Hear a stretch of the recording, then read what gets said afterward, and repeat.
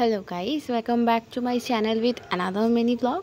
তো দিনটা ছিল সানডে অ্যান্ড আমরা বেরিয়ে পড়েছিলাম একটা রেস্টুরেন্টের উদ্দেশ্যে, যেটা ছিল মদনপুরে। কল্যাণী ক্রস করে আরও 5 মিনিট 10 মিনিট মতো সময় লাগে এখানে যেতে। অ্যান্ড ক্যাফে বা রেস্টুরেন্ট যাই বলো, এটা ছিল তোমার একটা কাইন্ড অফ, এটার নাম রিভার ডেক ক্যাফে। আর ওদের দু রকমের সিটিং অ্যারেঞ্জমেন্ট রয়েছে। বাইরে একটা টাপড়ি মতো রয়েছে যেখানে চা কফি পাওয়া যায়, এবং আমরা যাচ্ছিলাম ওদের এসি সিটিংয়ের দিকে। এখানে গিয়ে আমরা বসি এবং সর্বপ্রথম যেটা অর্ডার করি সেটা হচ্ছে ওদের চাটা ভালো লেগেছিল, খুব ভালো নয় তবে ভালো ছিল। তার সাথে অর্ডার করেছিলাম কফিটা ওয়াজ রিয়েলি ভেরি গুড, আর ওদের সার্ভিস খুবই ভালো।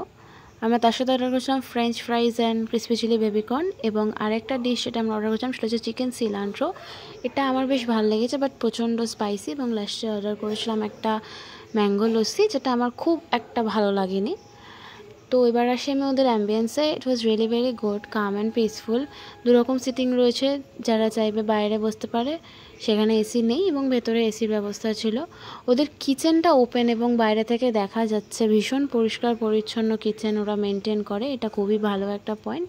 একটা নেগেটিভ পয়েন্ট যেটা আমার মনে হয় আছে, সেটা হচ্ছে ওদের খাবার দিতে অনেক সময় লাগে। তোমরা ভিজিট করে জানিও তোমাদের জায়গাটা কেমন লাগলো। টাটা।